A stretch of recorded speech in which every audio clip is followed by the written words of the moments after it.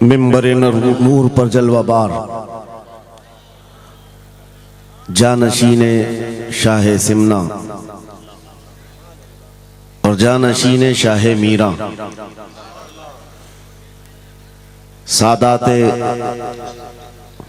गिरामी वक़ार उलमाए ज़वील एहतराम खुसूसियत के साथ हज़रतुल अल्लाम सैयद रईस अशरफ साहब अदाम अल्लाहु इक़बालहु, हज़रतुल अल्लाम सैयद जामी अशरफ साहब क़िबला अदाम अल्लाहु इक़बालहु, मोइनुल मशाइख़ हज़रतुल अल्लाम मोइन अशरफ साहब क़िबला अदाम अल्लाहु इक़बालहु, दीगर असातीन मिल्लत रफ़ीक़ गिरामी हज़रत डॉक्टर निसार मारफानी, जुमला हाज़िरीन अहले सुन्नत व जमात, अस्सलामु अलैकुम व रहमतुल्लाहि व बरकातुहू। अल्हम्दुलिल्लाहिल हन्नानिल मन्नान अल्लज़ी खलक़ल इंसान व अल्लमहुल बयान वस्सलातु वस्सलामु अला रसूलिही सय्यिदिल इंसी वल जान व अला आलिही व अस्हाबिही ज़विल खैरि वल इहसान। अम्मा बअद फ़अऊज़ु बिल्लाहि मिनश शैतानिर रजीम, बिस्मिल्लाहिर रहमानिर रहीम। वअतसिमू बिहब्लिल्लाहि जमीआ वला तफ़र्रक़ू, सदक़ल्लाहु मौलानल अज़ीम। बारगाह रिसालत मुआब सल्लल्लाहु तआला अलैहि वसल्लम में दुरूद पाक का हदिया पेश करें। अल्लाहुम्मा सल्लि अला सय्यिदिना व मौलाना मुहम्मदिन मअदनिल जूदि वल करम वालिही व अस्हाबिहिल किराम व इब्निहिल करीम व बारिक व सल्लिम सलातन दाइमतन सरमदन अबदा। अज़ीज़ान गिरामी वक़ार, हर चीज़ का एक वक्त मुकर्रर है। ऐ रज़ा, हर काम का एक वक्त है, दिल को भी आराम हो ही जाएगा। पिछले 2 साल से शाह मीरा की बारगाह में हाज़िरी के लिए बारहा इरादा बनता रहा। हज़रत सैयद जामी अशरफ साहब क़िबला ने हुक्मन फरमाया भी था, लेकिन हमारे आने का या किसी के दावत देने का मतलब नहीं है। जो इस मकाम का बादशाह है, जब वो हुजूरी की इजाजत दे दे तो हर कोई आ सकता है। आज इजाजत के दरवाजे खुल गए और फकीर कादरी दरबार में हाजिर हो गया। अज़ीज़ान गिरामी, जिस अजीम आस्ताने पर हम बैठे हुए हैं,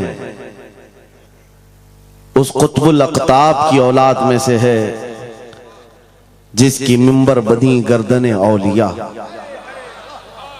उस कदम की करामत पे लाखों सलाम। जो वली कब्ल हुए या बाद हुए, सब अदब रखते हैं दिल में मेरे आका तेरा। सारे अक़ताब जहां करते हैं काबे का तवाफ, काबा करता है तवाफ़े दरे वाला तेरा। उस सैयदी गौसुल वरा के अजीम जानशीन के दरबार में हम हाजिर हैं। मुझे चंदा यहाँ के हालात बताने की ज़रूरत नहीं है। मुरीदीन का ये सिलसिला देखकर, इस मैदान में बैठे हुए इस जम्मे गफीर को देखकर एक अजीब सी कैफियत तारी है। काश मैं बहुत पहले ही यहाँ आ गया होता। वजह यह है मेरे अजीजों, खंबात एक छोटे से कस्बे का नाम है या एक छोटे से गांव का नाम है, और जहां तक हमें सुनने में आया कि एक जंगल था, यहाँ पर कोई आबादी नहीं थी, लेकिन एक आले रसूल के कदम यहाँ पर आए हैं। गौसे पाक का साहबजादा यहाँ आराम कर रहा है, लेकिन उसकी खिदमत के लिए भी जिसको चुना गया वो भी आले गौस है, वो भी आले रसूल है। एक बात मैं आपको बताता हूं, बहुत सारे लोगों को ऐसा लगता है, मुझे स्टेज पर चढ़ते हुए देखते हैं, उतरते हुए देखते हैं, बस इतना ही जाहिर बहुतों को यूट्यूब पे दिखता है, तो बड़ा आसान लगता है कि यहाँ स्टेज पे चढ़ते हैं बड़ी इज्जतों के साथ, उतरते भी हैं बड़ी इज्जतों के साथ। लेकिन इस मिंबर पर आने तक के लिए जो हमारा सफर होता है वो कोई नहीं जानता। कभी कभार 25 घंटे, कभी कभार 36 घंटे का सफर। मैं ये मिसाल इसलिए दे रहा हूं, इस सजे हुए संवरे हुए माहौल को देखकर कुछ लोगों के दिमाग में ये बात आती है, हजरत रईस अशरफ साहब को पका पकाया हुआ हलवा मिल गया। ये जंगल को मंगल बनाने में कई साल बीत गए, हजारों साल नरगिस अपनी बेनूरी पे रोती रही। बड़ी मुश्किल से होता है चमन में दीदावर पैदा। आज बदगुमानी करने वालों की एक अलग कतार है। उन लोगों को ऐसा लगता है कि माहौल जम गया है और इनको पका पकाया हुआ मिला है। अरे नादानो, सफर करो, तुम्हें पता चलेगा 40 साल का सफर क्या होता है। नारे तकबीर, नारे रिसालत, उर्से सरकार शाहे मीरा, हमारी ताकत हमारी हिम्मत। अरे किसी कस्बे से, किसी देहात से कोई एक छोटे खानदान का तालिब इल्म आकर के बस गया होता तो समझ में आती बात कि घर बार कुछ नहीं है, खाने पीने की कमी थी, निकल गया था। लेकिन ये उस खानदान से आया हुआ शहजादा है जहां अकाबिर वक्त अपने ताज जूतियों में रखने पर फख्र महसूस करते हैं। मखदूम अशरफ समनानी किसी छुपे हुए शहजादे का नाम नहीं है, हिंदुस्तान की मांग का नाम है। मांग ना हो तो कोई खूबसूरती नहीं है।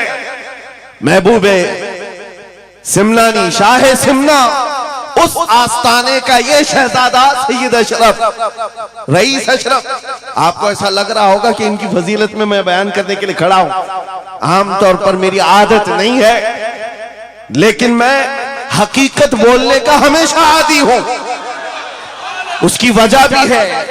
अभी नाज़िम इजलास आपसे कह रहे थे, नाज़िम इजलास ये बात कह रहे थे, ये किस तरह से निडर होकर के बात बोलते हैं, मेरी बात नहीं है। आप मुंबई चल करके देखें, मोइनुल मशाइख जिस वक्त चाहे, जिस मामले पर चाहे खुल करके बोलते हैं। या अगर मैं बोलता हूं, बात सिर्फ इतनी है मेरे अजीजों, हक बोलने के लिए खून साफ होना चाहिए और माँ बाप अच्छे होने चाहिए। नारे तकबीर, नारे रिसालत, उर्से सरकार शाहे मीरा, मुहाफिज़े नामूसे रिसालत। हलाल खून हो और माँ बाप सही नस्ब के हो। हक बोलने में डर किस बात का है, खौफ किस बात का है। मैं बात इसलिए कह रहा हूं, कोई अगर किसी देहात से, किसी जगह से निकल करके आया हुआ होता, हालात का मारा हुआ होता और आकर के किसी जंगल में कोई घर बनाने की कोशिश कर रहा होता, तो तुम ये कहते बांग्लादेश से आया है बेचारा, बर्मा से आया हुआ है बेचारा।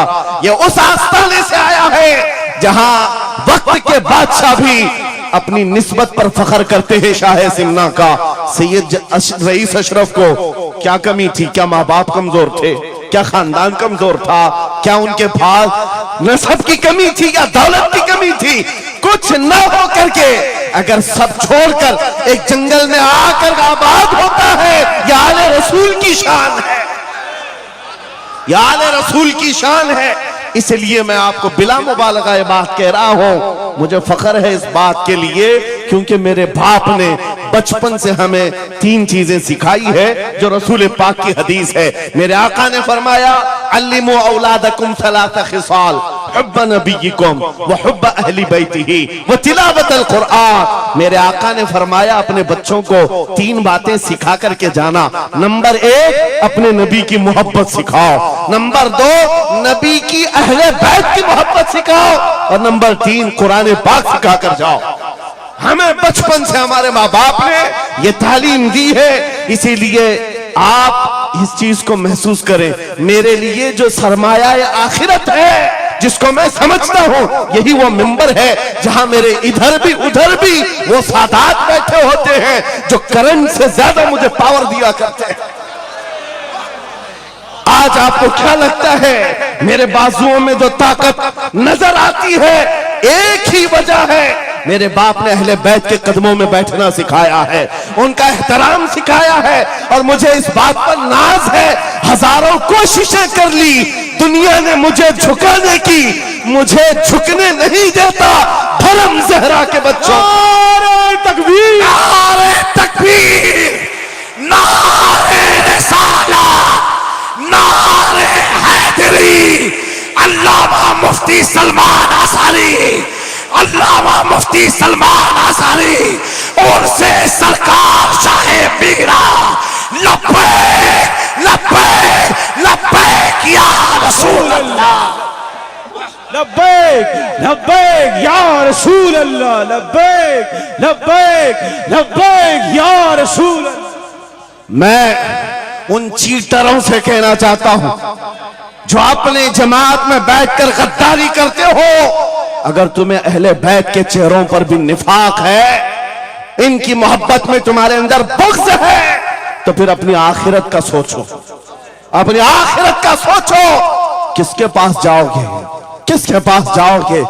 आपको पता है उमर इब्ने खत्ताब व अमीरुल मोमिनीन, जिसके रौब से कैसर और किसरा कांपते थे, हजारों नहीं लाखों का लश्कर एक नाम से थर्राता था, लेकिन वही वक्त का खलीफा अमीरुल मोमिनीन उमर इब्ने खत्ताब जिस वक्त मिंबर पर खड़े होकर मस्जिद नबवी में खिताब कर रहा है, रसूलुल्लाह का बेटा, हम गरीबों का गमगुसार हुसैन आजम तशरीफ लाते हैं।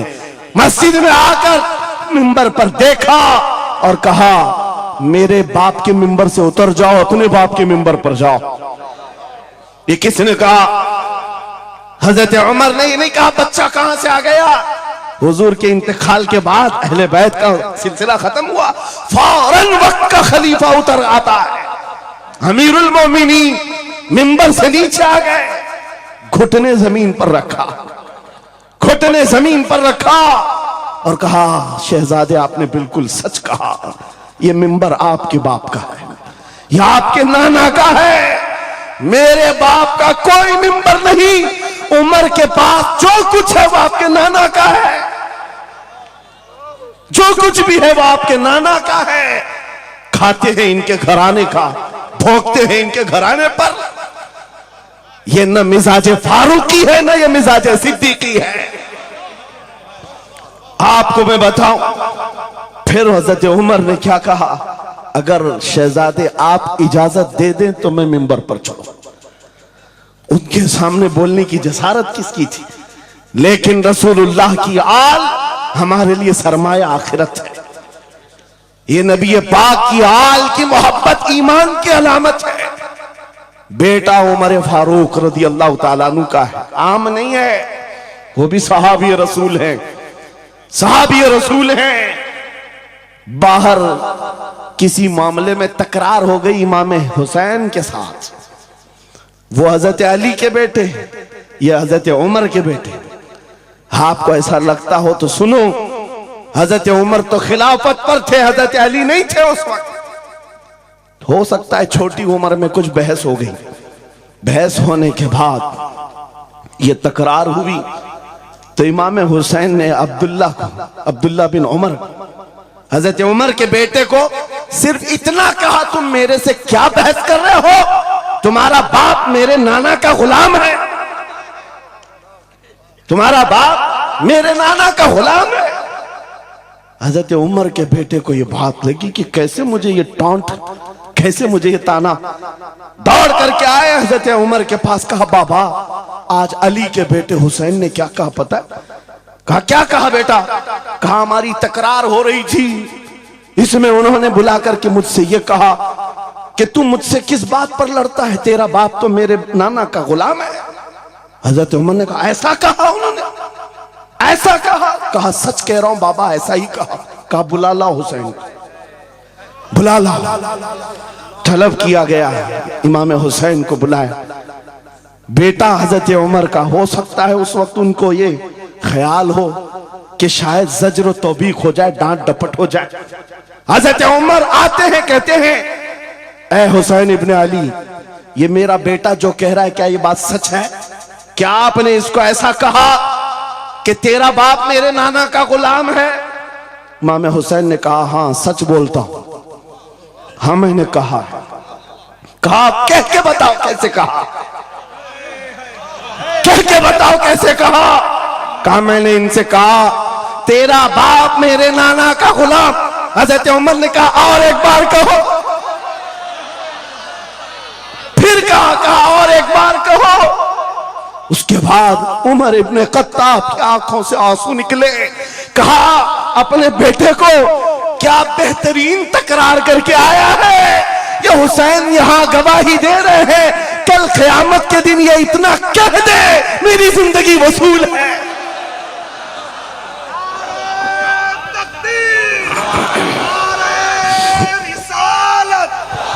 हुब्बे आले मोहम्मद, हुब्बे आले मोहम्मद, नारे तकबीर, नारे रिसालत।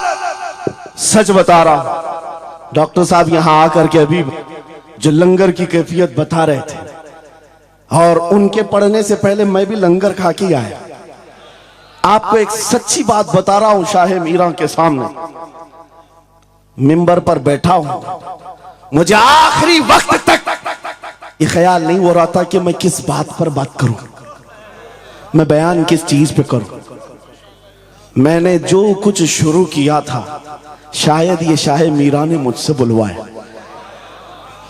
अब सुनो, जो कुरान पाक की मैंने आयत पढ़ी, रब ने फरमाया वअतसिमू बिहब्लिल्लाहि जमीआ। ऐ लोगों, सब के सब अल्लाह की रस्सी को मजबूती से पकड़ो। अल्लाह की रस्सी क्या है? क्या ये आसमान से नीचे लटकती है? कोई रस्सी है जिसको पकड़ना है?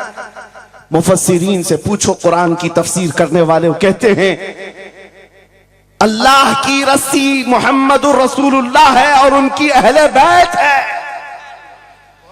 उनके अहले बैत को अल्लाह की रस्सी कहा गया है। सबके सब मिलकर के अगर इस रस्सी को पकड़ ले, मेरे अजीजों, ये इख्तिलाफात, ये इंतशारात, ये जिस कदर आज हमारे दरमियान तफर्रुकात शायद नहीं होते। हमारा मरकज, हमारा मावा, हमारा मलजा एक ही है। इस मिंबर ने आज लोगों को यह सिखाने की कोशिश की है, तुम जिस तरह मशरब और सिलसिलों में बट करके ये समझते हो कि मेरा खित्ता अलग है, इसका खित्ता अलग है। मेरे अजीजों, ये एक पूरा सिलसिला है, 700 साल पुराना सिलसिला, 700 साल पुराना सिलसिला। मगर इस मिंबर पर बैठ करके इश्क मोहब्बत के नारे लगवा रहे हैं। वजह यह नहीं है कि यहां की कोई पब्लिसिटी है, बल्कि यह बताना है इसलिए कि अहले बैत ही ये जानते हैं जो हमारे नाना की कदर करेगा, हम जिंदगी भर उसकी कदर करेंगे। आपको क्या लगता है आला हजरत का नाम, उनके मसलक का नाम रोटी सेकने के लिए लिया जाता है? मेरे अजीजों, आला हजरत का नाम, मसलक आला हजरत का नाम इसलिए लिया जाता है, डाल दी कल्ब में अजमत मुस्तफा सैयदी आला हजरत पे नारे तकबीर, नारे रिसालत, इश्क मोहब्बत, इश्क मोहब्बत, इश्क मोहब्बत, इश्क मोहब्बत, उर्से सरकार शाह मीरा। मुझे मेरे मुर्शिद गिरामी हुजूर ताजुश शरिया रहमतुल्लाह ताला अलैह एक बात कह करके मिस्र भेजे थे। जाने के वक्त कहा था नाम की कोशिश मत करना, हुजूर का काम करना। और उन्होंने ये शेर पढ़ करके कहा था, आखिरी महफिल थी उस वक्त, मेरी तालिब इल्मी की जमाने की बात कर रहा हूं, ये पढ़ करके बयान किया था। आला हजरत को देखना, उन्होंने ये खुद कहा है, बेनिशानों का निशान मिटता नहीं, मिटते मिटते नाम हो ही जाएगा। आला हजरत उस सिक्के राइजुल वक्त का नाम है जिसने हर दिल पर राज किया है, हर खानकाह पर राज किया है। मेरा एक जुमला मैं अक्सर मजमों में कहता हूं, अक्सर तकरीरों में कहता हूं, एक बात समझ करके चलो शाह मीरा के उर्स में आने वालों, मेरा एक फार्मूला सुनना है।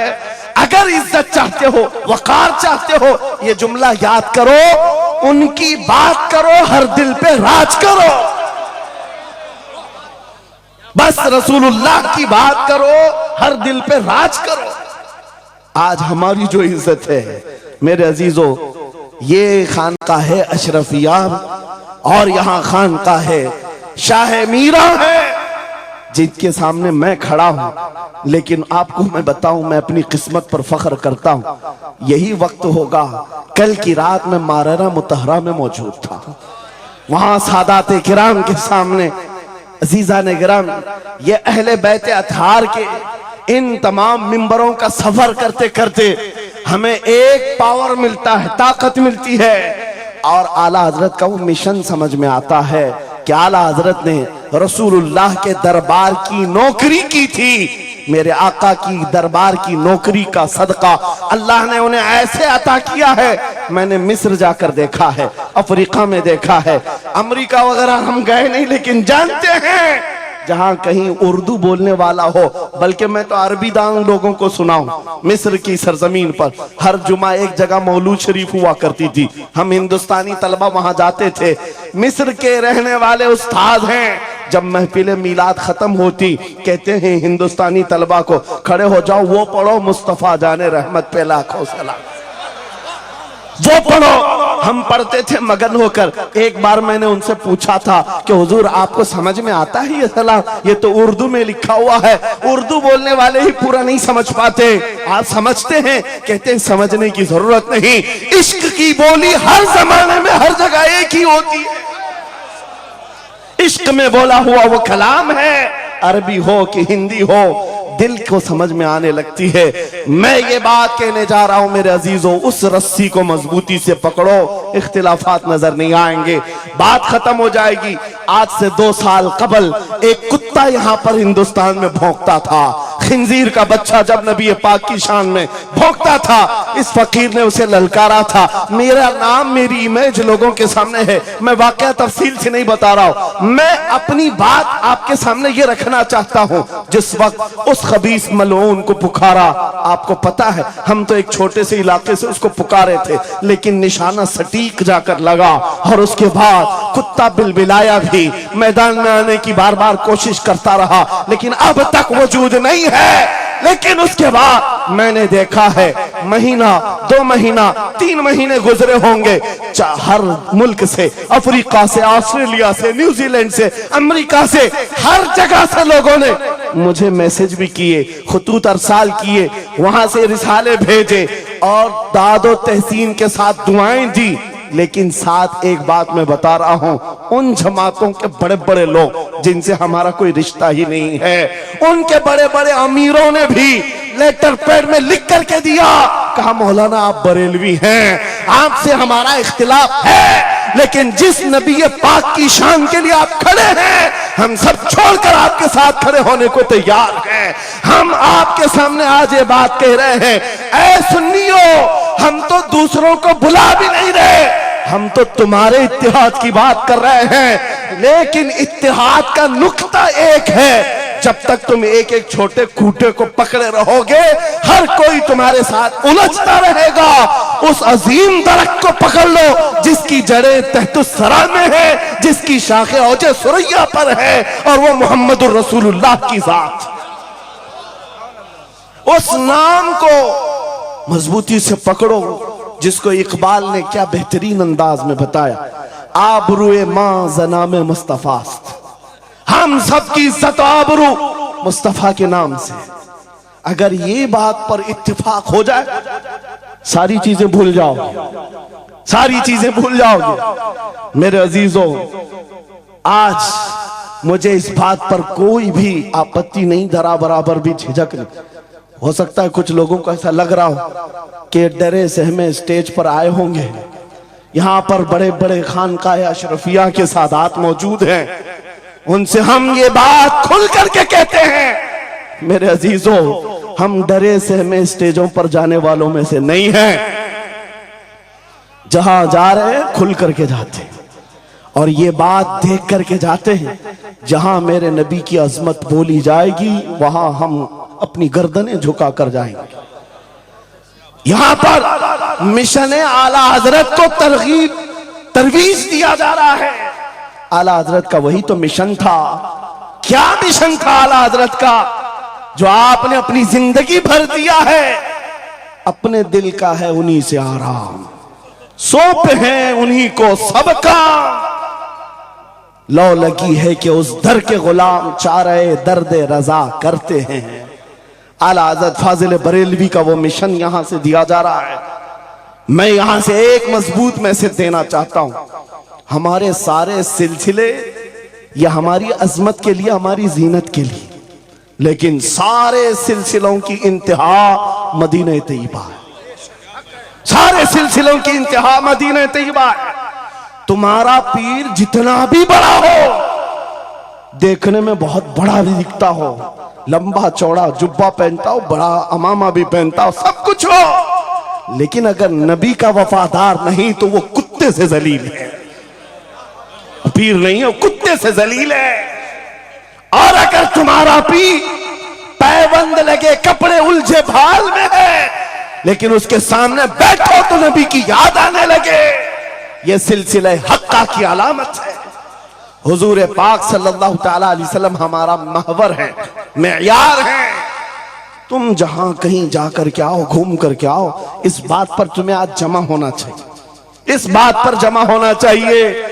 हुजूर पाक सल्लल्लाहु अलैहि वसल्लम की अजमत बोलो, हर दिल पर राज करो। आज सदियां बीत गई, एक कलाम सबको याद है। अभी मैं आपको बताऊं, 2 साल पहले किस कुत्ते ने क्या भौंका हुजूर की शान में, लोग भूल गए। हो सकता है, और भूलना भी चाहिए, याद रखने की चीज ही नहीं। आपको तो थोड़ा बहुत याद होगा, दिल्ली से भौंकता था, कोई लखनऊ से भौंकता था, नबी की शान में गुस्ताखी करता था। ये तो तुम्हारे जमाने की बात कह रहा हूं, 2 साल में भूल गए।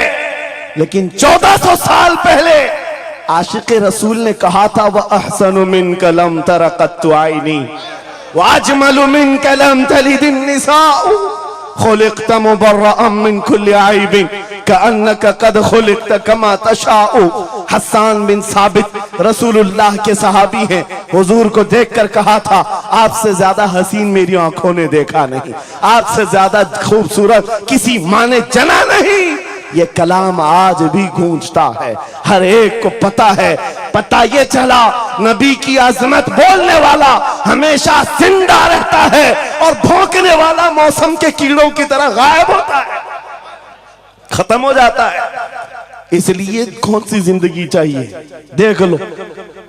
आपके सामने मिसालें हैं, इसलिए मैं जिक्र करता हूं, वरना मैं अपने ये मुकद्दस स्टेज गलीज लोगों के जिक्र से नापाक भी नहीं करना चाहता, किसी के नाम लेकर के, वरना डर की बात नहीं, डर से नहीं। आपको पता है, एक राफजी कुत्ता दीन बदल कर निकला था लखनऊ से, धर्म परिवर्तन और मीडिया की सुर्खियां बटोरने के लिए हॉट कुर्सी पर जाकर बैठकर, ये सब प्रोपेगेंडा है।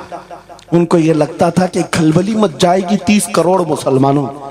अरे बड़ा आदमी दीन छोड़कर चला गया, मुसलमानों से हट करके दूसरे धर्म में चला गया, नाम भी बदल लिया, धर्म भी बदल लिया, सब छूट गया और गया।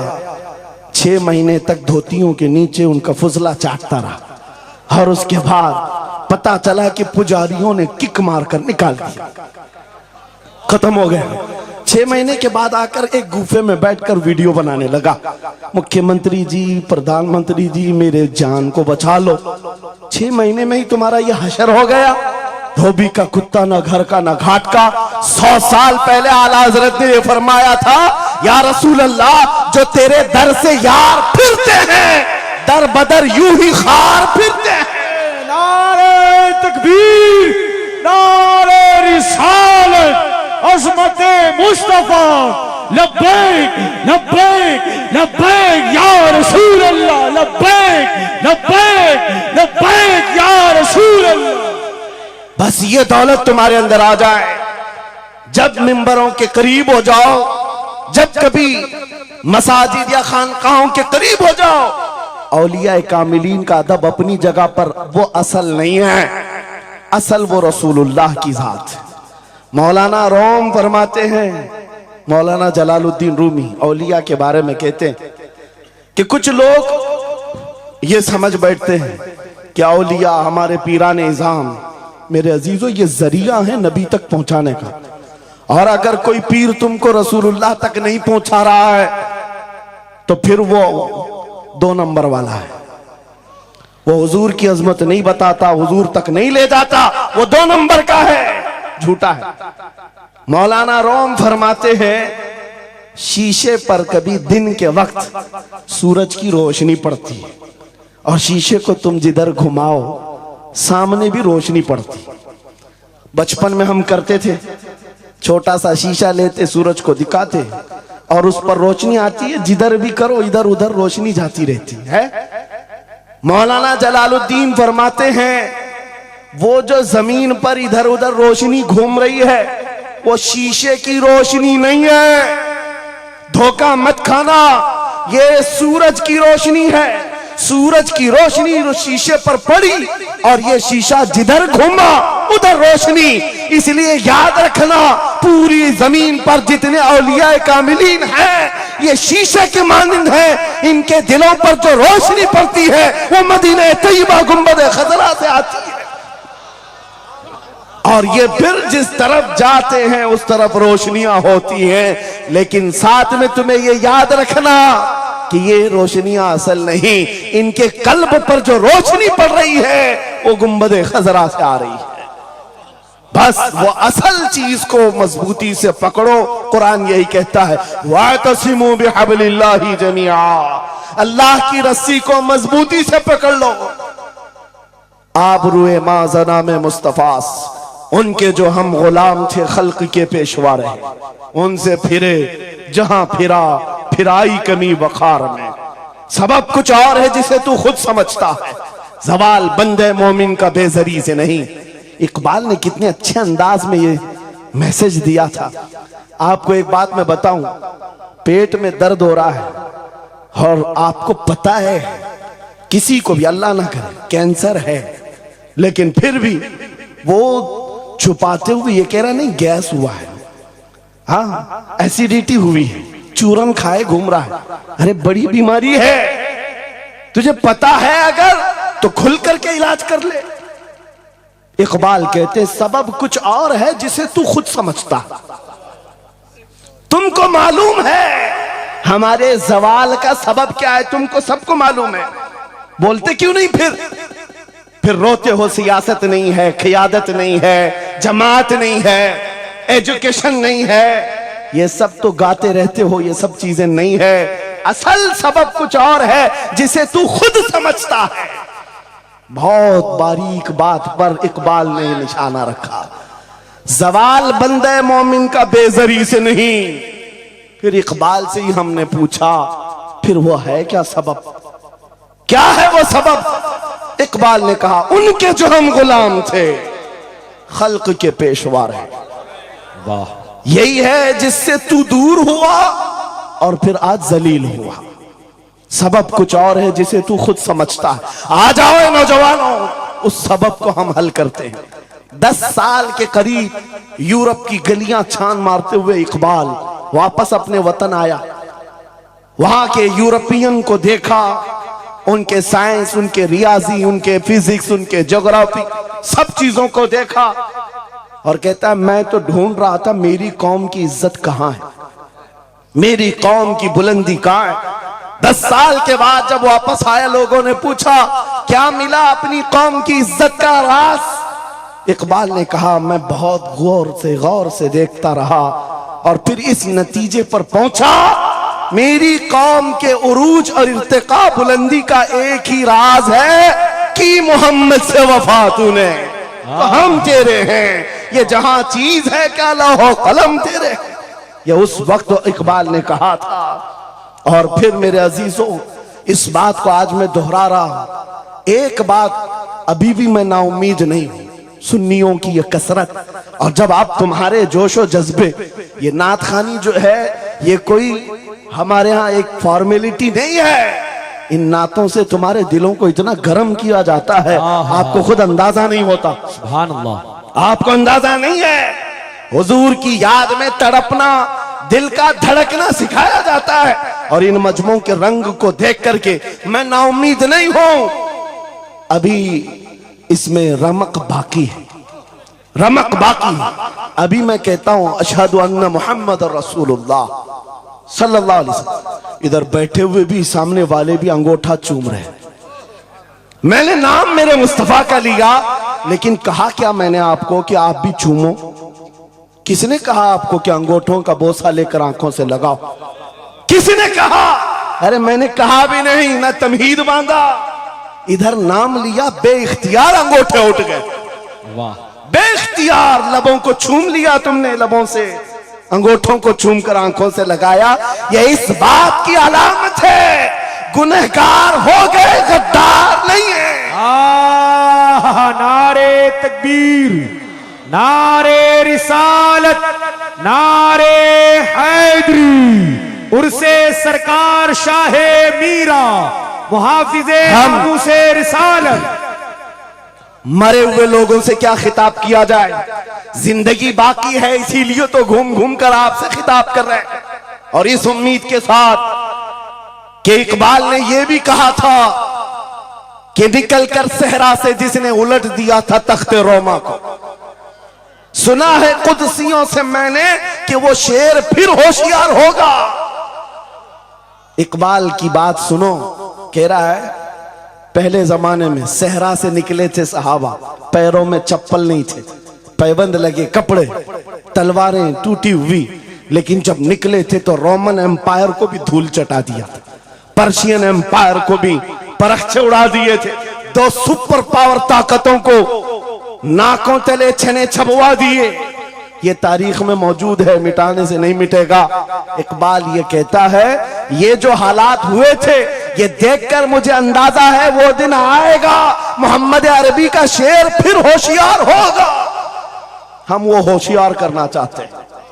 ये नहीं कि मैं कहता कि हम हैं, ये हैं, वो हैं। खुदा किसी भी दिन, किसी भी जमात में, किसी भी इलाके में एक दिन सलाहुद्दीन को जरूर पैदा करेगा और फिर वो आएगा, इनकलाब लाएगा। हम नाउम्मीद नहीं है खुदा की रहमत से, बार बार आपको जगा रहे हैं। और जब तक ये दौलत मोहब्बत मुस्तफा मौजूद है, मेरा ये यकीन है कि हमें हजारों ताकतें मिलकर के मिटा नहीं सकेंगे, नहीं मिटा सकेंगे। ये दौलत लासवाल तुम्हारे पास मौजूद है। आप नहीं देखते आज हालात बड़े खराब हैं। डॉक्टर साहब हमारे मेहमान हैं, लेकिन आपको पता है यहां के हालात इनके ही पड़ोसी, बल्कि इनकी बिरादरी के लोग जो नात खां हैं, मशहूर नात खां हैं, हमसे पूछ रहे थे कि मौलाना आप जो है कुफार और मुशरिकीन के नरगे में हैं और वहां पर आप इस तरह से बोलते हैं, कैसे बोलते हैं? मैंने उस वक्त बगदाद मुकद्दसा में उनसे अर्ज किया था, क्यों दबे जिस पे हिमायत का हो पंजा तेरा, क्यों दबे जिस पे हिमायत का हो पंजा तेरा, शेर को खतरे में लाता नहीं कुत्ता तेरा। हाँ हम तादाद में कम हैं, हम तादाद में कम हैं और बड़े हालात के मारे हुए हैं, लेकिन हमें अपनी तारीख याद है। बदर में भी तादाद कम थी, उहद में भी तादाद कम थी, और सबसे बड़ी तादाद तो करबला में कम थी, लेकिन फतह का झंडा आज भी करबला वालों का ही लहरा रहा है। सुभान अल्लाह। तादाद माने नहीं रखती, कभी मत जाना इन सब मामलात पर। आज जो ढकोसले पैदा किए जाते, तुम्हें मुर्दा किया जा रहा है। कुछ मत बोलो, हालात बड़े खराब हैं। इनसे पूछो तुम्हारे बाप दादा के जमाने में हालात अच्छे थे, वो भी कहेंगे हालात उस वक्त भी खराब थे, उस वक्त भी खराब थे। हरे सुबह अजल की बात कर रहा हूं, इस्लाम का सूरज तुलू हुआ कि मक्का के हालात खराब ही थे, मदीने हुजूर हिजरत करके गए, हालात खराब ही थे। मैं आपको बताऊं, मेरी फिक्र करने वाले उलमा बड़े बड़े सादा बहुत दुआ करते हैं, लेकिन साथ में ये भी कहते हैं थोड़ा सा एहतियात से, क्या आपका होना यहां कौम के लिए जरूरी। इफादा इस्तिफादा लोगों का चलता रहेगा, फायदा होता रहे। मैं एक बात कहता हूं, मैं तो बहुत छोटा सा, बल्कि मैं कोई घास के लायक भी नहीं। इमाम हुसैन का होना कितना जरूरी था। सहाबा कराम के जमाने में अहले बैत का वो सबसे बड़ा चेहरा इमाम हुसैन का होना जरूरी था कि नहीं था? उस वक्त भी ये कहा था सहाबा ने, मक्का से जब करबला जा रहा था ये काफिला, हाथ जोड़कर कहा था मौला हुसैन मत जाए, आप रसूलुल्लाह की निशानी है, आप मत जाए, आपसे खल्के खुदा को फायदा होगा। मेरे अजीजों, मैं ये बात आज कहता हूं, हमारी कोई वकात नहीं, हमारी कोई हैसियत नहीं जो ये समझता है अपनी कुटिया बचाने के लिए कि हमारे होने के बाद बहुतों का फायदा होगा। अरे इमाम हुसैन के होने से कितना फायदा होता, मगर उस हुसैन आजम ने ये नहीं देखा, बल्कि निकल करके उस मैदान में निहत्थे बच्चों के साथ चले आए थे और गर्दन भी कटा दी। ये समरा आज तक देखने को मिलता है। इस्लाम जिंदा होता है हर करबला के बाद। सुभान अल्लाह। इमाम हुसैन ने अजीम उस रुखसत पर नहीं अमल किया था, अजीमत का रास्ता इख्तियार किया, चले आए। उस वक्त भी सहाबा ने उनसे कहा था आपका होना बहुत जरूरी है, लेकिन इमाम हुसैन की नजर में यह बात थी रह लेंगे चंद साल, लेकिन लोगों के दिलों में जो नर्वसपन होगा, शरीयत की धज्जियां उड़ती हुई देख करके बड़े बड़े लोग खामोश हैं, तो आइंदा आने वाली नस्लें भी इसी तरह कंप्रोमाइज करती हुई चली जाएंगी। मेरे अजीजों, मैं आज खुल करके बताता हूं, मेरी पुष्ट पनाही करने के लिए बड़े बड़े उलमा मौजूद है, एक भी हुकूमत का कुत्ता नहीं है और ना ही जरूरत है। जब कभी पहली मर्तबा मैं तन्हा खड़ा था मुंबई की सरजमीन पर, हुजूर मोइनुल मशाइख मेरे साथ, उस वक्त भी साथ थे, आज तक है। और ये भी बात बताऊं, आपका मैं मुफ्ती होऊंगा लेकिन इनका बाबू, ये हमेशा एक ही बात, ये सारी चीजें मेरे साथ हैं, लेकिन फिर भी मैं खुल करके आपके साथ ये कहता हूं, बच्चे मेरे भी हैं, बीवी खानदान मेरा भी है, लेकिन एक चीज सताती है आज कि अगर आज आप सबकी बातें सुन करके हम भी कहें थोड़ा जी लेंगे, हम भी 10 साल 12 साल 14 साल जो जिंदगी मिल जाए जी लेंगे, क्योंकि इनको ना बोलेंगे तो छोड़ देंगे, आसानी से रहने देंगे। लेकिन एक नुकसान हम देख रहे हैं, कल को आने वाली नस्लें पूछेंगी, कल को आने वाली नस्लें पूछेंगी, जब नबी की शान में कुत्ते भौंकते थे हमारे बाप दादा रोटियां सेका करते थे, उनके दिलों में कौन सा ईमान होगा, उनके दिलों में कैसी बुज़दिली आ जाएगी। लेकिन मेरे अजीजों, ज्यादा से ज्यादा क्या होगा, मौत तो सबकी लिखी हुई है, मेरी भी है, आपकी भी है, किसी दिन बिस्तर पर पांव रगड़ कर मर जाएंगे। लेकिन हम ये सोचते हैं जब मरना मुकद्दर है ही, यूं भी तो किसी दिन दुनिया से जाना है, नबी पाक का नाम बुलंद करके जाएंगे, नस्लें इस बात के लिए सीना चौड़ा करके कहेंगी, नहीं, सारे अगर कुत्ते भौंक रहे थे, मेरा बाप मेरा दादा नबी की शान में अज़मत रिसालत के दिफा के लिए तन्हा खड़ा था, या उलमा में से कोई खड़ा था, उनके फख्र के लिए इतनी बात काफी है और उनके ईमान के हिफाजत के लिए इतनी बात काफी है। सुभान अल्लाह, सुभान अल्लाह।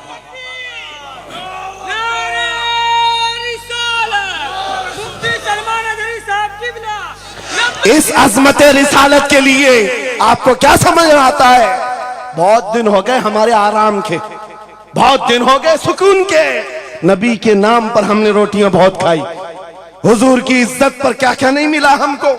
कौन से दिन तकलीफ आई है, कौन से दिन तकलीफ आई है, ये अहले बैत को देख रहे हो, आपको पता है वो बाबुल हवाइज इमाम मूसा काजिम, अहले बैत के इस बड़े इमाम की बात कर रहा हूं जो इमाम जाफर सादिक के बेटे हैं, लेकिन 7 साल तक वक्त के जालिम तागूती ताकतों ने जेल में रखा, जहर देकर के खत्म किया है।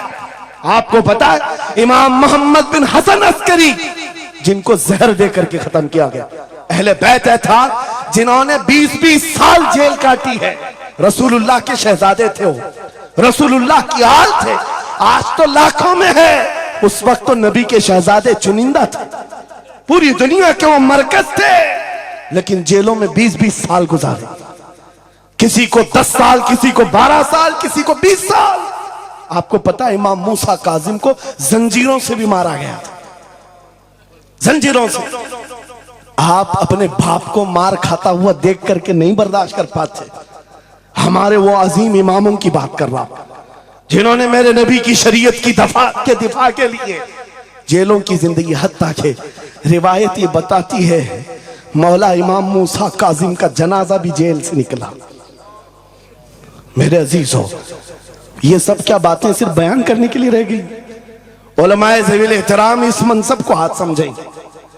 आज ज्यादा से ज्यादा यही होगा।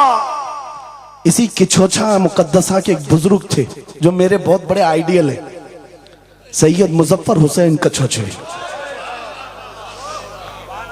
आजादी के मौके पर बड़ी मुसीबतें उठाई और इनको पकड़ करके, एक शहजादा है किछोछा मुकद्दसा का आस्थाना, और जेल में डाल दिया गया था। आपको पता है किछोछा के उस शहजादे ने एक जवाब दिया था जो मेरा फेवरेट शेर है, पसंदीदा शेर है।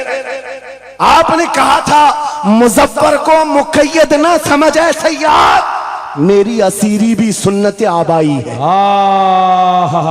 माशाअल्लाह, मेरी असीरी भी सुन्नत आबाई है। मुजफ्फर को मुकय्यद मत समझ ऐ सैयद। आपको पता है ये तारीख है हमारी, लेकिन सब की सब तारीख इसलिए दोहरा रहा हूं कि हमारी इज्जत उसी में मौजूद है, वहीं पर है।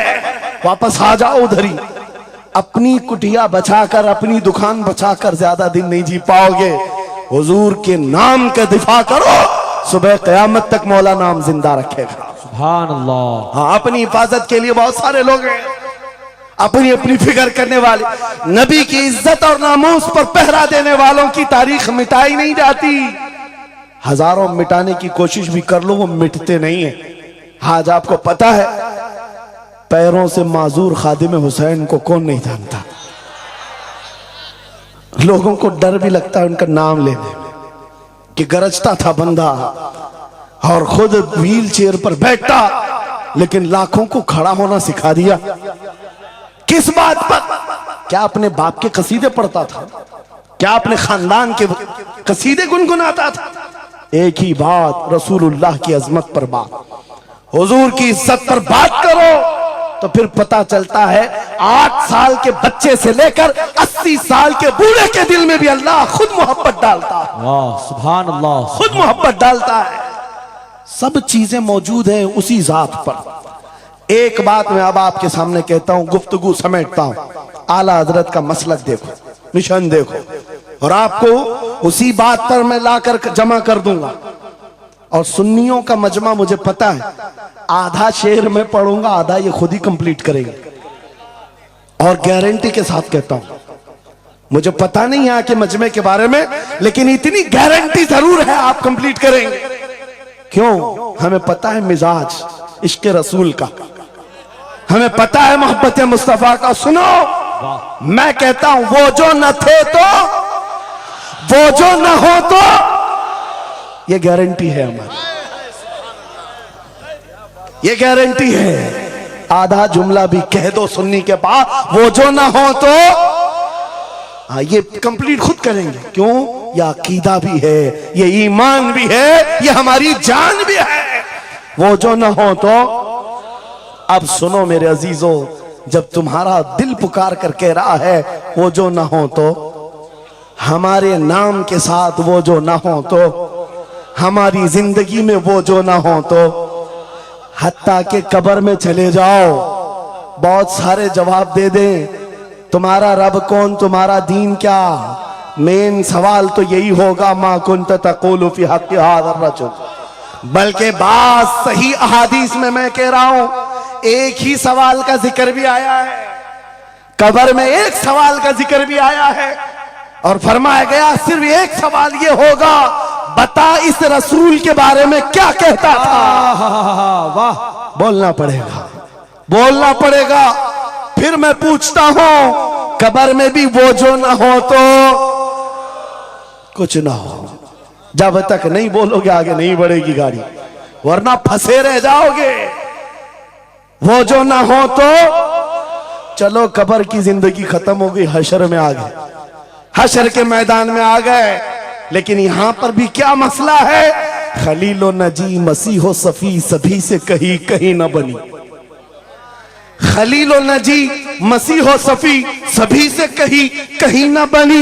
ये बेखबरी की खल्क फिरी कहां से कहां तुम्हारे लिए। वहां पर भी सबके पास फिर करके आती है कौम उसी मोहम्मद रसूलुल्लाह के पास आए। और शफाअत शुरू कहां से हुई? रसूल पाक से शुरुआत हुई। और उसके बाद इख्तिताम तक मेरे आका फरमाते हैं कयामत के दिन मेरी हालत ये होगी, मेरे कंधे पर चादर पड़ी होगी और वो कभी खसक खसक कर गिर रही होगी। एक हाथ से मैं अपनी चादर संभाल रहा हूंगा और दूसरे हाथ से अपने उम्मतियों को पकड़ पकड़ कर जन्नत में ले जा रहा हूं। ये मैदान कयामत की बात है। फिर पूछता हूं महशर में भी वो जो ना हो तो, कयामत के मैदान में भी वो जो ना हो तो। अरे तुम्हारी अजान कंप्लीट होती है, अजान में भी वो जो ना हो तो। नमाज में भी जब तक सलाम नहीं भेजोगे, नमाज में भी वो जो ना हो तो कहीं पर भी बच नहीं सकते। इसीलिए आला हजरत ने कहा था बखुदा खुदा का यही है डर, नहीं और कोई मफर मकर। जो वहां से हो यही आके हो, जो यहां नहीं तो वहां नहीं।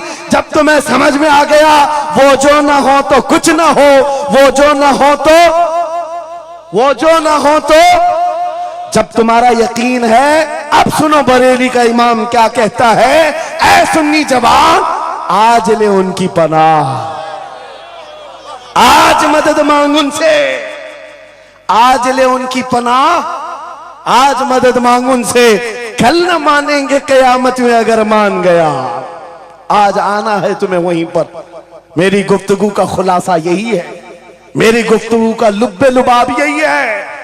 आ जाओ उस कदम पर जहां से बिलाल हबशी को काबे की छत पर पहुंचाया गया। आ जाओ उस कदम पर जहां पहुंचने के बाद खत्ताब का बेटा अमीरुल मोमिनीन उमर इब्ने खत्ताब बना। हजरत उमर खुद कहते हैं मेरी हैसियत इतनी थी, मैं खत्ताब का बेटा, बचपन में 2 बकरियां मुझसे नहीं संभलती। लेकिन एक वक्त आया हजरत उमर 36 लाख स्क्वायर किलोमीटर पर तनहा हुकूमत करते थे। मिस्र, इराक, यमन, शाम, फिलिस्तीन, ये आज का सऊदी अरब हजरत उमर की निगरानी में था। हजरत उमर कहते हैं आज इतने बड़े खित्ते पर उमर की निगरानी है, इसलिए नहीं कि खत्ताब का बेटा उमर है, इसलिए कि मोहम्मद अरबी का गुलाम उमर है। वो जो ना हो तो मेरे अजीजों, जितनों ने इज्जत पाई है उस कदम से पाई। आपको जब ये बात अच्छी तरह मालूम हो जाए, यहां देखो आप, यहां चेहरे बहुत सारे, यहां बहुत सारे चेहरे, और उसमें बुजुर्ग तरीन चेहरा वो सैयद रईस अशरफ साहब का है। लेकिन पूरा मजमा ये बात मेरे साथ यकीन के साथ कह सकता है, इन जवानों से कई ज्यादा हसीन और जमील ये चेहरा है। क्यों? अरे तुम्हारे बॉलीवुड और हॉलीवुड में थोड़ा बुढ़ापा आए तो उसे निकाल दिया जाए, फिर उसकी नहीं चलती। वहां सिर्फ रंग और गाजे का काम है, वहां सिर्फ और सिर्फ पाउडर लाली मेकअप का काम है। जब तक जवान थे हजारों फैन थे, लेकिन जवानी खत्म हो गई तो बेचारे उनकी जिंदगी के लाले पड़ गए। और सियासत में भी यही हाल है। 40-40 साल नौकरी किया पार्टियों की, बाद में फिर वो मंडली में बिठा दिया गया, अब आप बैठो दूसरे जवान आएंगे, उनकी भी जिंदगियां खत्म। लेकिन एक बात है, नबी पाक का जो गुलाम होता है वो 80 साल का भी हो जाए, उसके अंदर ना पुरानापन आता है ना बुढ़ापा आता है। सुभान अल्लाह। इज्जत वैसी ही बरकरार है, खूबसूरती वैसी ही है। 80 साल का हो कि 90 साल का हो। अरे 75 साल की उम्र में हमने हुजूर ताजुश शरिया को देखा है, और जिन आंखों ने उन्हें देखा होगा वह इस बात की गवाही देते हैं। 1 लाख खूबसूरत जवानों को एक तरफ रखो और एक तरफ ताजुश शरिया, और देखने वाले की निगाहों को टटोल कर देखना, वो 1 लाख की तरफ नहीं, इस 75 साला उस अजीम हुस्न को देखने में मां होगा जो हुस्न पाउडर और लाली का नहीं है, इश्क मुस्तफा से मिला हुआ। इज्जत रसूलुल्लाह के कदमों से, उनकी वाबस्तगी से है। तो फिर छोड़ कर ये दर बदर क्यों ठोकर खाते हो? कहां ये बॉलीवुड और हॉलीवुड के चक्कर में पड़ गए? कहां तुम टिकटॉक पर मुजरे करने लग गए? कहां तुम गाने में अपनी जिंदगियां बर्बाद करके अपने दिल में निफाक पैदा करने लग गए? अरे ताश के पत्ते, जुए के अड्डे, शराब की बोतलें, ये तुम्हारी शान नहीं, ये तुम्हारे लिए ज़ेब नहीं देखता। और एक बात याद रखो, तुम जिन इलाकों में रहते हो बहुत सारे दूसरों को देखते हो, वो नाच रहे हैं तो हमको भी नाचना चाहिए, वो ऐसा कर रहे हैं तो हमको भी ऐसा करना चाहिए। शेरों को, कुत्तों को कभी देखना नहीं चाहिए। जो शेर है वो अपनी बिरादरी को देखता रहे, कुत्ते को देखता रहेगा तो फिर अपना शेरपन भी भूल जाएगा। इसलिए याद रखो, तुम खैरे उम्मत हो, तुम्हारा लक़ब कुरान में आया है। तुम नचनियों को मत देखो, शराबियों को मत देखो, जुआरियों को मत देखो, वो गाने पे कैसे थिरकते हैं, वो कैसे नाचते हैं, ये तुम्हारा मतलब नहीं है। तुमको अगर देखना है, खालिद बिन वलीद को देखो, सलाहुद्दीन अय्यूबी को देखो, शिहाबुद्दीन गौरी को देखो, औरंगजेब को बार बार देखो, बार बार देखो। इसलिए कि उन अजीम हस्तियों को देखने वाला ये समझ में आ जाएगा उसे, ये सारी इज्जतें जो है उन नौजवानों ने जो हासिल की, वो सलाहुद्दीन अय्यूबी हो कि खालिद इब्ने वलीद हो कि शिहाबुद्दीन गौरी हो कि औरंगजेब हो कि शहीद टीपू सुल्तान हो, ये सब की इज्जतें मुस्तफा के नाम से, हुजूर के नाम से हैं। आपको पता है खालिद बिन वलीद 125 जंगें लड़े, 125 में से एक भी शिकस्त नहीं खाई अपनी जिंदगी में। उनकी तलवार का वजन 35 किलो का है और ढाल का वजन 40 किलो का है, और उनके पूरे जिस्म में एक बालिश्त जगह भी बाकी नहीं जहां जख्म न लगा। जंगे मौता में एक ही जंग में 9 तलवारें टूटी, पीछे कदम कभी नहीं हटा। एक जंग में ऐसा हुआ था कि 2 काफिर सर पर आ गए थे और अमामा गिर गया था, गर्दन पर तलवार थी, कट जाती, तलवार की तरफ नहीं देखा, अमामा उठाने के लिए चल पड़े, उठा लिया, फिर सर पर रखा, उन काफिरों की तलवारें नीचे रह गई। हैरत में पूछा कि ये शहसवार है इस्लाम का, सिपह सालार है, और ऐसी बड़ी गलती छोटा सिपाही भी नहीं कर सकता। जब तलवार गर्दन पर हो तो ये टोपी और अमामा उठाएगा। सामने के पहलवानों ने पूछा, ऐसी बड़ी गलती हमने छोटे फौजी से भी नहीं देखा, तुम तो सिपह सालार हो, ऐसी गलती कैसे कर सकते हो? खालिद बिन वलीद का जवाब, यही मेरा मकसद है। फरमाया, तुम क्या समझते हो खालिद बिन वलीद अपने बाजुओं की ताकत से लड़ता है? हरगिज नहीं। इस अमामे में मेरे रसूल पाक के 3 मुंह मुबारक हैं। माशाअल्लाह, मेरा यकीन है जब तक ये सर पर होते हैं मुझे ताकत देते हैं। नारे तकबीर, नारे रिसालत, अजमते सहाबा।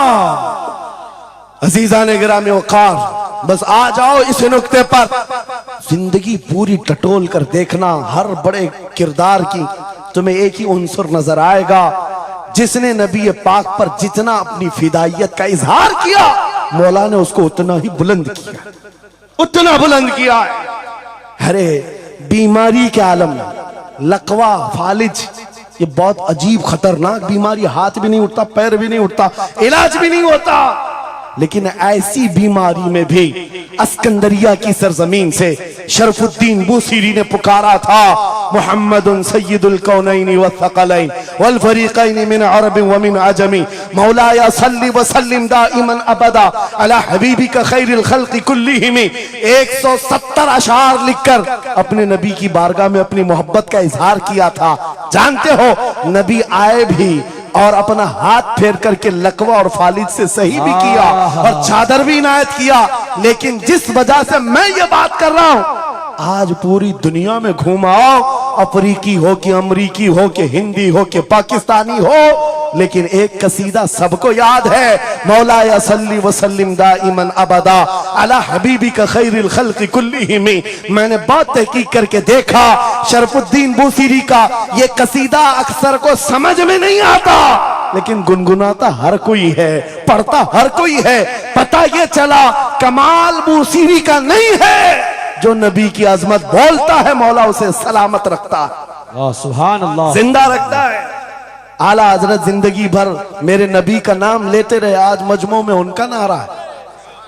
हमारे मजमे उनके नारे के बगैर कंप्लीट भी नहीं होते। हम में से कौन देखा हुआ है आला हजरत? कोई नहीं देखा हुआ है, लेकिन हुजूर के इश्क की बुनियाद पर हर जगह ये चर्चा है। इसीलिए मेरे अजीजों, आओ खिराज अकीदत पेश करते हैं उस बारगाहे मुस्तफा में, और इस बात का अज़्म करके चलेंगे, ये तमाम इख्तिलाफात हटा दो, खत्म कर दो, एक चीज पर जमा हो जाते हैं, जो चीज रसूलुल्लाह ने सहाबा में डाली थी। हजरत बिलाल हबशी को सुना है? जानते हैं ना? हबशी थे, काले थे, चौड़े होंठ वाले, चौड़ी नाक वाले जो हबशी होते हैं उनको हबशी कहा जाता है। हजरत बिलाल हबशी थे और एक साहबी हजरत अबू जर, इन दोनों के दरमियान झगड़ा हो गया, छोटा सा झगड़ा। झगड़े के दरमियान हजरत अबू जर ने सिर्फ इतना कहा, या उम्मत सौदा, या इब्न उम्मत सौदा, ऐ काली मां के बेटे। हजरत बिलाल को इतना कहा, काली मां के बेटे। हजरत बिलाल को यह बात लग गई और दिल में ये बात रखा और हुजूर की बारगाह में आकर कहा, या रसूल अल्लाह, दिल दुखता है। कहा क्यों? अबू जर ने आज कहा, ऐ काली मां के बेटे।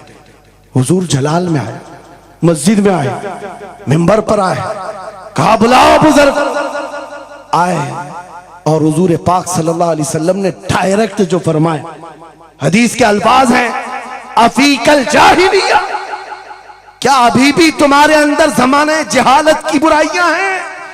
3 बार कहा और उसके बाद हुजूर गजबनाक होकर जैसे ही अंदर गए, हजरत अबू जर तड़पने लग गए, बेकरारी। दौड़ करके आए, हजरत बिलाल का हाथ पकड़ा, कहां है बिलाल? हजरत बिलाल मिल गए तो हाथ पकड़ करके ले आए। मैं किस लिए कह रहा हूं, कान खोल के सुन।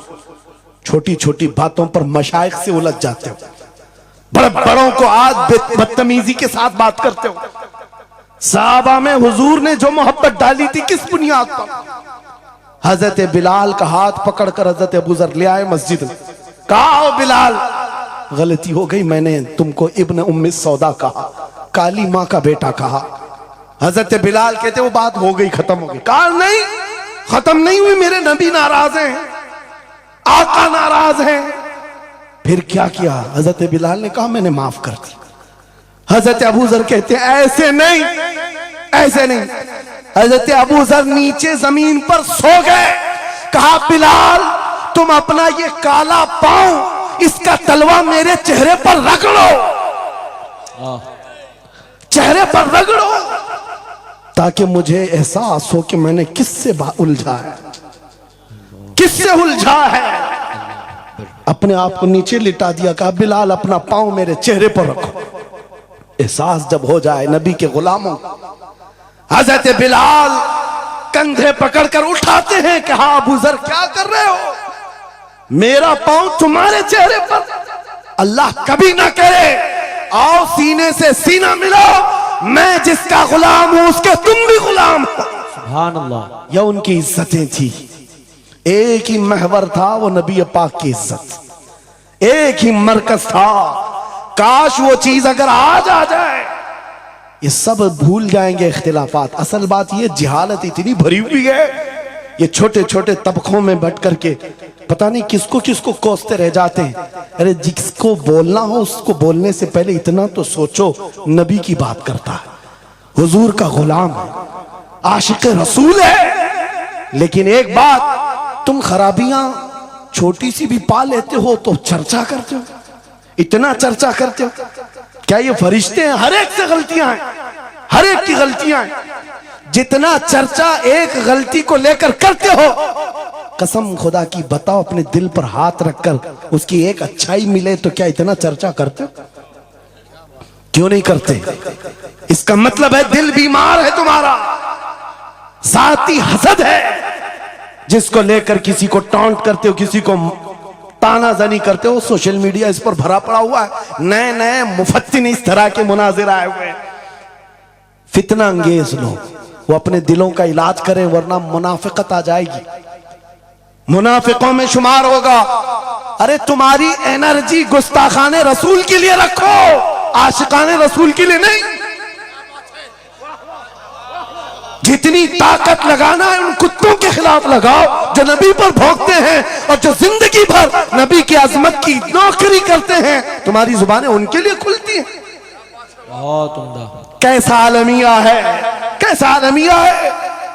जिंदगी भर नबी की नात पढ़ने वाले को एक कूड़ा करकट जमा करने वाला सब्जी बेचने वाले के सामने खड़े होकर अपना ईमान साबित करना पड़ रहा है। बड़े बड़े मशाइख को आज सर्टिफिकेट दिखाना पड़ रहा है, मैं भी मोमिन हूं, मैं भी मोमिन हूं। और किसके सामने? यह गली कूचों पर नुक्कड़ पर बैठ करके मुनाजरे करने वालों पर, जिनके ईमान का कोई ठिकाना नहीं। लेकिन मैं आपको कहता हूं, इन गद्दारों से अपने आप को बचाओ। नबी की अजमत जिसके पास देखो, सारे इख्तिलाफात भूल जाओ, उसकी इज्जत करो, बेशक उसकी इज्जत करो।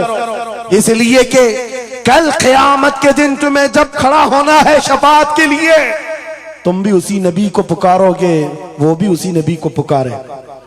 लेकिन एक बात सुन करके जाओ, मेरे आका ने फरमाया मेरा उम्मती, ये नहीं कहा मेरी अहले बैत। अहले बैत का मकाम बहुत बुलंद है। फरमाया मैं, हुजूर फरमाते हैं कल क़यामत के दिन वो मेरी शफाअत के करीब ना आए। अल्लाहु अकबर। वो मेरी शफाअत के करीब ना आए। नबी को कितना एहसास है तुम्हें जोड़ कर रखने का, तुम्हारे इत्तिहाद का। हुजूर पाक ने 3 दुआएं की थी मस्जिद इजाबा के पास। एक दुआ नहीं पहुंची जिसमें वो यही दुआ थी कि अल्लाह मेरी उम्मत को इख्तिलाफात से बचा। ये इम्तिहान है उम्मत का, लेकिन नबी को सबसे ज्यादा इस बात का शौक था कि मेरी उम्मत मुत्तहिद रहे। ऐसा शौक नबी पाक का कि सहाबा को तकरार करते हुए देखना पसंद नहीं करते, सफों में दरार पसंद नहीं करते। आपको पता है हुजूर उस वक्त तक रकात नहीं बांधते जब तक सफें पूरी दुरुस्त नहीं करते। ये इत्तिहाद ही की तो बात थी, दिल से दिल जोड़ना, कंधों से कंधा जोड़ना। और आज हमारा हाल ये हो गया, इत्तिहाद की बात करो तो हम सुले कुल्ली हो गए।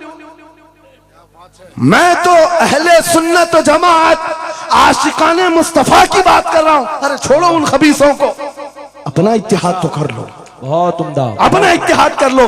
तुम्हारा हर बुजुर्ग पर इत्तिहाद है, गौस पाक तुम्हारे, गरीब नवाज तुम्हारे, मखदूम सिमना तुम्हारे, महबूब इलाही तुम्हारे, लेकिन इनके सब मानने वाले सब अलग। क्यों? ये सारे औलिया का मिशन एक ही है, अजमत रसालत, वाह, अजमत नामूस है रिसालत। जब सबका मिशन एक है तो फिर अपने दिल का इलाज करने की जरूरत है। आज बस दिल का इलाज करो। कहीं ऐसा तो नहीं कि शैतान हमें लायानी बातों में मुलविस कर रखा है। तुम्हारा पूरा का पूरा सर घुमा कर रख दिया गया है।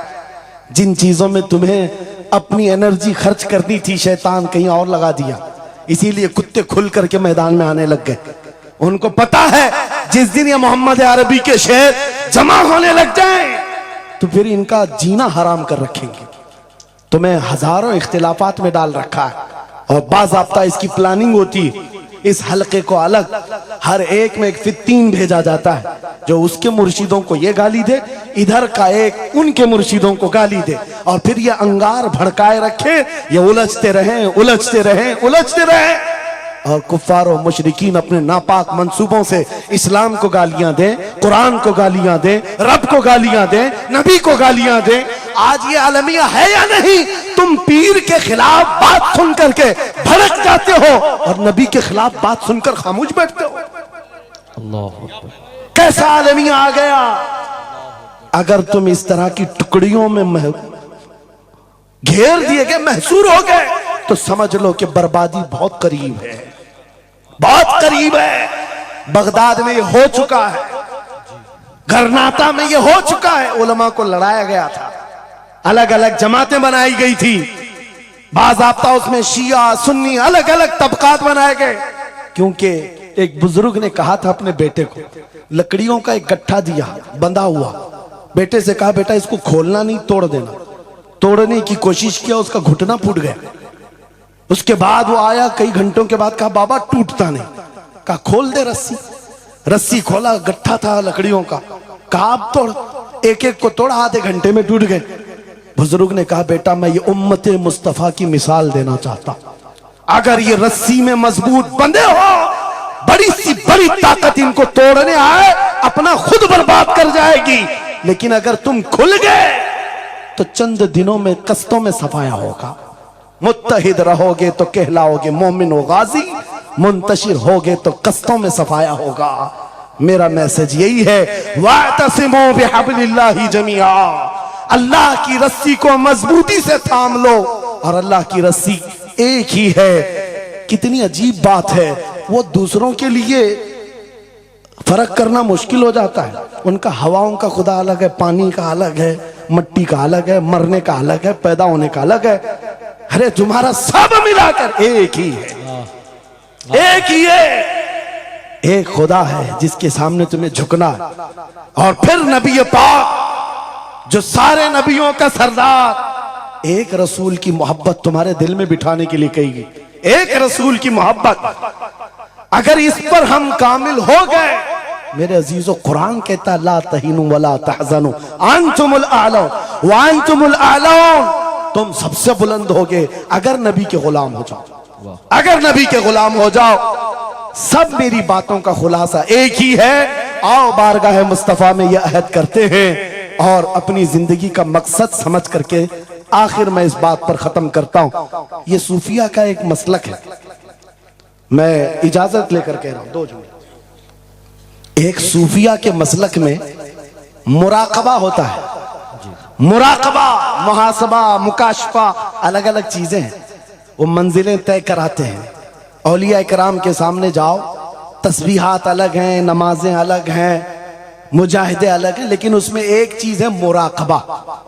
मुराकबा किसको कहते हैं मैं आपको बताता हूं। गर्दन झुकाकर खामोश बैठ जाना, पढ़ना उड़ना कुछ नहीं, खामोश बैठना है, यह मुराकबा है, खामोश बैठना। हजरत जुनैद बगदादी से पूछा गया, अरे खामोश बैठे तो बंदा खामोश तो नहीं रहेगा, सोचेगा, दिमाग तो चलता ही रहेगा कुछ ना कुछ। क्या सोचे, कुछ तो सोचें आती है, खामोश बैठता है बंदा तो सोचता है। हजरत जुनैद बगदादी ने कहा हाँ, मुराकबा मतलब है पढ़ना तो नहीं है, सोचना तो है। कहा क्या सोचना है? कहा बस एक ही बात बार बार सोचना, मैं क्यों पैदा किया गया, मैं क्यों बनाया गया, क्यों पैदा किया गया, बस इतना ही सोचना। इस मुराकबे पर हर वली अमल करता रहा। और बताओ मैं आपको, जब किसी का मुराकबा मुकम्मल हो जाए, तुम भी करके देखना, आज के बाद जाओ बैठ करके 1 घंटा ना सही, आधा घंटा नहीं, 10 मिनट आंखें बंद करके सोचो, मुझे क्यों बनाया गया, मुझे क्यों पैदा किया गया, इस जगह क्यों रखा गया। और जब यह मुराकबा कंप्लीट होता है, एक मंजिल पर बंदा पहुंच जाता है, उसका ज़मीर जवाब देने लगता है कि तू क्यों पैदा हुआ था। उसका दिल खुद ही बोलेगा क्यों पैदा हुआ था। आओ मिसाल बताऊं जिसका मुराकबा कंप्लीट हुआ। एक मिसाल में मुर्शिद गिरामी हुजूर ताजुश शरिया की बात करता हूं। जब उनका मुराकबा मुकम्मल हुआ होगा, तब दिल जवाब दिया है, जिंदगी ये नहीं किसी की किसी के लिए, जिंदगी है नबी की नबी के लिए। अरे ना समझ मरते हैं जिंदगी के लिए, जीना मरना है सब कुछ नबी के लिए। सुभान अल्लाह। मुराकबा कंप्लीट हो जाए, ये जवाब आता है, ये जवाब आता हमारी जिंदगी किसके लिए है, नबी के लिए है। और उनके दादा आला हजरत इमाम अहले सुन्नत फाजिल बरेलवी ये सोचते रहे, मैं क्यों बनाया गया, मैं क्यों बनाया गया। और जब दिल जवाब देने लगा तो अशार की जुबान में कह पड़े, दहन में जुबान तुम्हारे लिए, बदन में है जान तुम्हारे लिए, हम आए यहाँ तुम्हारे लिए, उठे भी वहां तुम्हारे। और सिर्फ हम ही नहीं हैं रसूल के लिए, जमीन व जमा तुम्हारे लिए, मकीनो मका तुम्हारे लिए, चुनी नो चुना और बने दो जहां हमारे लिए। जब सब नबी के लिए है तो आ जाओ, अर्ज करते हैं उस दरबार में, मैं मुजरिम हूं आका मुझे साथ ले लो, कि रास्ते में है जा बजा थाने वाले, चमक तुझसे पाते हैं सब पाने वाले, मेरा दिल भी चमका दे, मेरा दिल भी चमका दे, मेरा दिल भी चमका दे, बरसता नहीं देख कर अबर रहमत, हम बदों पर भी बरसा दे बरसाने वाले। ऐ सुन्नियो, छोड़ दो इधर उधर आस लगाना, छोड़ दो इधर उधर गुहार लगाना, छोड़ दो इनसे उनसे मदद मांगना, इसलिए कि हमारा मरकज एक है, हमारा महवर एक है, जहां से सब कुछ मिलता है, इज्जत भी, दौलत भी, ताकत भी। अरे ये चीज है क्या दुनिया, लौह कलम तेरे हैं, अगर नबी का हो जाए आ जाओ। मैं खत्म कर रहा हूं इस बात पर, इस अकीदे के साथ, कौन देता है देने को, मुंह चाहिए देने वाला है सच्चा, हमारा नबी। लब्बैक या रसूल अल्लाह, लब्बैक या रसूल अल्लाह।